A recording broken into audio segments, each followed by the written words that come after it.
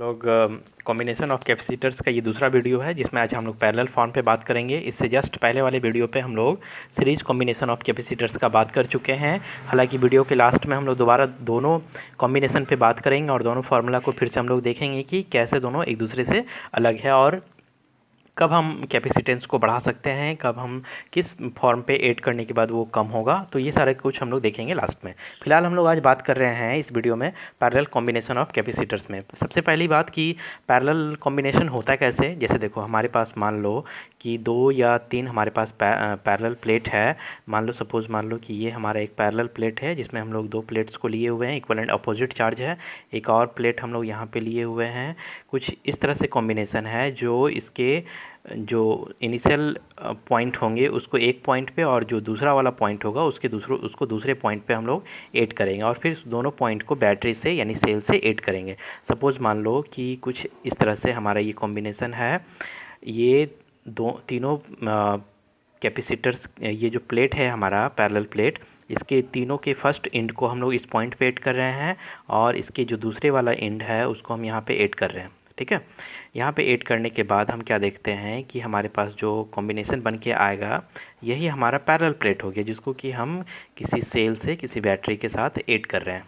ठीक है, इस बैटरी का सपोज़ मान लो पोटेंशियल भी है, ये प्लस और ये माइनस टर्मिनल है। इस पर एक बात गौर करो, यहाँ से अगर चार्ज यहाँ डिस्ट्रीब्यूट हो रहा है इस पॉजिटिव चार्ज से, तो यहाँ पे आने के बाद इसको 3 वे मिलेगा, 3 रास्ता मिल रहा है अलग अलग, जिसमें हम लोग बात करेंगे कि अगर यहाँ पर जब था तो ये क्यू था। ठीक है, लेकिन यहाँ पे आने के बाद ये डिस्ट्रीब्यूट होकर इस रास्ते पे Q1, ये किस पे Q2 और इस पे अगर Q3 हो रहा है। और ख़ास बात कि ये 3 जो कैपेसिटर्स है, तीनों का कैपेसिटेंस को हम मान लेते हैं C1, ये हमारा C2 है और ये C3 है। और ये पूरा सिस्टम जो है आइसोलेटेड सिस्टम है। आइसोलेटेड सिस्टम का मतलब हो गया कि ना तो इस कॉम्बिनेशन में चार्ज ना बाहर से आ रहा है, ना ही अंदर से हम लोग चार्ज को बाहर की ओर दे रहे हैं, ना ही बाहर से कोई चार्ज अंदर की ओर आ रहा है। एक बात और गौर करना होगा कि हम लोग को पता है इक्वलेंट अपोजिट चार्ज होता है, इसलिए अगर हम इस प्लेट पे बात करेंगे तो इस पे प्लस Q1 होगा तो इस पे माइनस Q1 होगा। इस पे बात करेंगे तो प्लस Q2 होगा तो इस पे माइनस Q2 होगा। ठीक है, और अगर हम इस प्लेट पे बात करेंगे तो इस पे हमारा प्लस Q3 होगा और यहाँ पे हमारा माइनस Q3 होगा। एक बात और यहाँ पे गौर करना होगा कि इस एंड पे जो हमारा पोटेंशियल है वो मैक्सिमम है और इस एंड पे पोटेंशियल जो है हमारा मिनिमम यानी 0 है।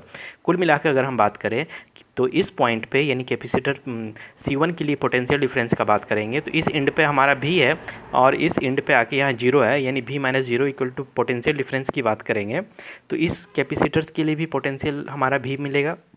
अगर हम इस प्लेट पे बात करेंगे तो यहाँ पे हमारा मैक्सिमम पोटेंशियल भी हो गया और यहाँ पे मिनिमम हमारा 0 हो गया, तो V माइनस 0 इक्वल टू भी, तो यहाँ पे भी हमारा पोटेंशियल भी मिलेगा, यानी C2 के लिए भी और ये C3 के भी स्थिति के लिए पोटेंशियल डिफरेंस भी मिलेगा। यानी कुल मिला के अगर हम तुमसे कहें तो पोटेंशियल डिफरेंस जो है वो क्या है, हमारा सेम है। ठीक है, पोटेंशियल भी इट्स सेम। ठीक है, यानी तीनों कैपेसिटर्स में पोटेंशियल हमारा सेम है। लेकिन हम लोग यहाँ देख रहे हैं कि कैपेसिटेंस का फार्मूला क्या होता है, C equal to Q by V, ये हम लोग पहले से पता है।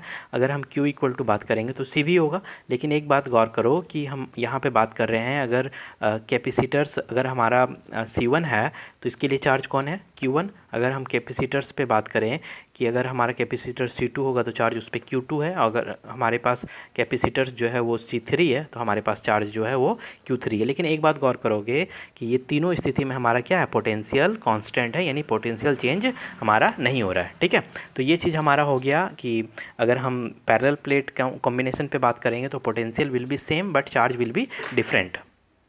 एक बात यहाँ पे गौर करोगे कि हम law of conservation of charge में जानते हैं जितना इन करेगा उतना ही आउट होगा, यानी इस पॉइंट पे हमारा आकर क्या मिल जाएगा, ये तीनों point Q1 plus Q2 plus Q3 हमारा तीनों आकर मिलेगा। यानी अगर हम कहेंगे कि टोटल चार्ज जो होगा वो हमारा कुछ इस तरह से बटेगा, Q equal to Q1 plus Q2 plus Q3 के फॉर्म में बटेगा। यानी Q इक्वल टू हमारे पास Q1 का मान निकला हुआ पहले से C1 भी प्लस C2 भी प्लस C3 भी। अगर यहाँ पे गौर करो तो भी कॉमन है तो हमारे पास C1 plus C2 plus C3 बन गया। इसको हम कोई इक्वेशन नाम दे रहे हैं 1। ठीक है, एक बात और सुन लो, यहाँ पे ये सारा कुछ हम लोग रफ पेपर पे समझ रहे हैं, इसके नोट्स पे भी बात करेंगे और लास्ट में हम लोग सीरीज़ और पैरेलल कॉम्बिनेशन पे भी डिस्कशन करेंगे।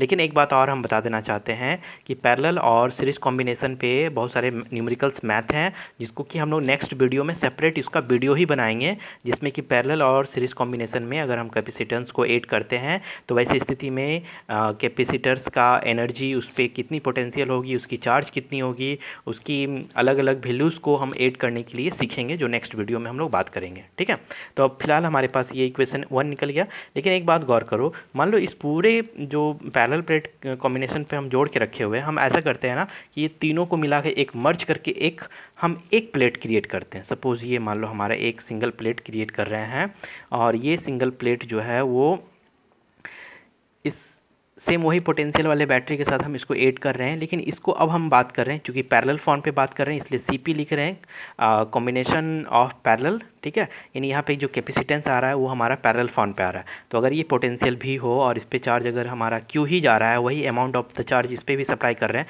तो इस पर इस फॉर्म के अनुसार हमारे पास क्या हो जाएगा, इस फॉर्म के अनुसार हो जाएगा सी भी। लेकिन यहाँ सी की जगह हम लोग बात करेंगे किस पे, सी पी पे, क्योंकि हम लोग पैरेलल कॉम्बिनेशन पे बात कर रहे हैं। This is the equation number 2। Equation 1 और 2 पे बात करो तो देखो तो दोनों तरफ हमारा मान क्या है, क्यू इक्वल है, यानी सी पी, ये पी के रूप में, कहीं कहीं ई के रूप में भी दिखा सकते हैं हम लोग। ठीक है, इक्विवेलेंट हम कह सकते हैं। चलो पी हम इसलिए दिखा रहे हैं ताकि हमको ये पता चले कि ये जो हम कैपेसिटेंस निकाल रहे हैं ये पैरेलल के लिए निकाल रहे हैं। ठीक है, सी भी इक्वल टू भी इंटू सी वन प्लस सी टू प्लस सी थ्री, ये हमारा मान निकल गया। ठीक है, अगर देखो तो यहाँ भी हमारा कैंसिल आउट होने के बाद हमारे पास जो रिजल्टेंट मान निकल गया वो सी वन प्लस सी टू प्लस सी थ्री निकल गया। यानी कुल मिला के कहें तो हमारे पास जो पैरेलल फॉर्म में कैपेसिटेंस निकल रहा है वो मैक्सिमम निकल रहा है। यानी जितने भी प्लेट्स को हम यहाँ ऐड करेंगे सीरीज फॉर्म, पैरेलल फॉर्म में, उस सब के रिजल्टेंट को ऐड करेंगे। सपोज मान लो कि C1 अगर हमारा 2 माइक्रोफेराड है, ठीक है, C2 हमारा 3 माइक्रोफेराड है, और C3 जो है वो हमारा 4 माइक्रोफेराड है। तो हमारे पास पैरेलल फॉर्म में जो रिजल्टेंट मान हो जाएगा 2 + 3 + 4।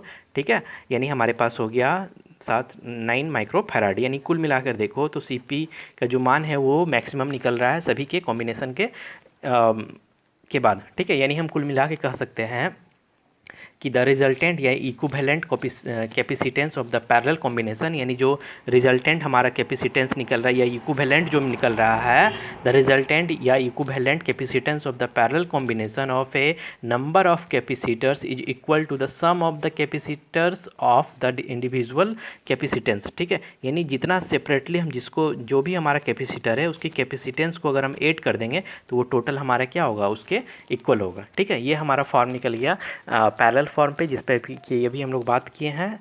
और अब आते हैं हम लोग इसके नोट्स पे, ताकि हम लोग को नोट्स और रफ पेज दोनों एक साथ समझ में आ जाए। फिर हम लोग इसके फार्मूला पे भी कुछ डिस्कशन करेंगे। देखो यहाँ गौर से समझोगे। ठीक है, वही प्लेट का फिगर हम यहाँ पे बनाए हुए हैं, ये नोट्स पहले से बना हुआ था। यहाँ पे जो चार्ज हमारा है वो Q है, और यही चार्ज हमारा इस पॉइंट पे, टोटल पॉइंट पे Q है। लेकिन इस पे आते हैं तो ये Q1 हो गया, ये Q2 है, या ये Q3 है। फिर फाइनली ये तीनों आकर यहाँ ऐड होता है, और ये तीनों फिर हमारा वही Q1 + Q2 + Q3 के फॉर्म में यहाँ बन जाता है। ठीक है, तो इसको हम लोग देखेंगे। देखो यहाँ लिखेंगे क्या है, let connecting 3 capacitors of capacitance C1, C2 and C3 in the parallel form if Q1, Q2, Q3 are the divergent charge in capacitance C1, C2 and C3 respectively, and B is the potential difference across the parallel combination. ठीक है, यहाँ पर हमारा जो अलग अलग capacitors है उसके लिए चार्ज भी हमारा अलग अलग है। ठीक है, और लेकिन सबका पोटेंशियल हमारा सेम है। ठीक है, हम लोग ये पता है कि अगर चार्ज यहाँ पे लिख लोगे कि पोटेंशियल विल बी सेम। ठीक है, यानी सेम होगा, लेकिन जो चार्ज है वो हमारा अलग अलग होगा। तो चार्ज क्या होगा, अगर हम 1 के लिए बात करेंगे तो Q1 = C1V1, Q2 के लिए बात करेंगे तो Q2 C2 भी, Q3 के लिए बात करेंगे तो C3 भी। ठीक है, तो total charge on the parallel combination पे क्या हो जाएगा, यानी Q = Q1 + Q2 + Q3 हो गया। ठीक है, अगर हम इस पर ऐड कर दें तो Q1, Q2 और Q3 का मान रखकर हम यहाँ पे पोटेंशियल कॉमन ले रहे हैं। अब हम लोग यहाँ पे बात कर दिए कि CP is the equivalent capacitance of the parallel combination. इसका मतलब ये है कि हम इक्विवेलेंट एक पैरेलल प्लेट ले रहे हैं जो जितने भी कॉम्बिनेशन पे लगे हुए थे उसके सबकी ये इक्वल है। यानी यहाँ पे अगर हम पोटेंशियल लगा रहे हैं V, और इस पर हम अगर Q चार्ज दे रहे हैं, और इसको हम लोग CP नाम दे रहे हैं, जो रफ पेज पे समझने वक्त हम लोग ये यूज किए हुए थे। ठीक है, तो यहाँ पे देखो CP is the equivalent capacitance of the parallel combination, तो इसके लिए क्या हो जाएगा CP। ठीक है, Q = CP भी, अब हमारा जो दोनों मान इक्वल होगा तो यहाँ पे कुल मिलाकर Cp इक्वल टू हमारे पास C1 plus C2 plus C3 निकल गया। यानी अगर हम कहें तो हमारे पास जो रिजल्ट निकला, तो रिजल्ट क्या निकल रहा है, द रिजल्टेंट या equivalent capacitance of the parallel combination of a number of the capacitors is equal to the sum of the capacitance of individual capacitors. यानी जितने भी इंडिविजुअल कैपेसिटर्स हैं सबके एड के ये हमारा मान क्या होगा, आपस में इक्वल होगा। चलो हम दोनों फार्मूला पे थोड़ा सा डिस्कशन कर लेते हैं, तब आगे चलेंगे। देखो यहाँ पे समझने का प्रयास करोगे, थोड़ा सा हम लोग इसके रिजल्ट पे बात कर रहे हैं कि जब हमारे पास सीरीज़ फॉर्म में मान था, सीरीज़ फॉर्म ऑफ कैपेसिटर, ठीक है, तो हम लोग क्या बात किए थे, हमारे पास जो सीरीज़ फॉर्म में जो हमारे पास मान आया था वो हमारे पास 1/c, ये सीरीज़ के लिए s लिखे थे, ये 1/c1 plus 1/c2 plus 1/c3 ये हमारा रिजल्टेंट मान था। यहाँ पे ये बात हमको समझ में आनी चाहिए थी कि जो रिजल्टेंट कैपेसिटेंस होगा जो सीरीज़ फॉर्म में जोड़े होंगे उसके रेसिप्रोकल के योग के ये इक्वल होगा, ठीक है। और अगर हम लोग पैरेलल फॉर्म पे बात करेंगे, पैरेलल कॉम्बिनेशन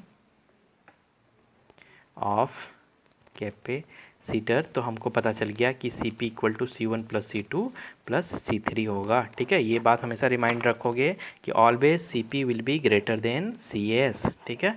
ये हमेशा क्या होगा, अधिक होगा। अगर हम उसी कैपेसिटर्स के, मान लो कोई कैपेसिटर्स का मान हम यहाँ पे जो रखे हुए हैं उसके कॉम्बिनेशन को अगर सीरीज़ फॉर्म में ऐड करके रिजल्टेंट मान निकालते हैं और उसी कैपेसिटर्स को अगर हम पैरेलल फॉर्म पे ऐड करके मान निकालते हैं, तो ऑलवेज हमारा क्या होगा, कैपेसिटर्स में पैरेलल फॉर्म पे हमारा मान क्या होगा, मैक्सिमम निकलेगा, ठीक है।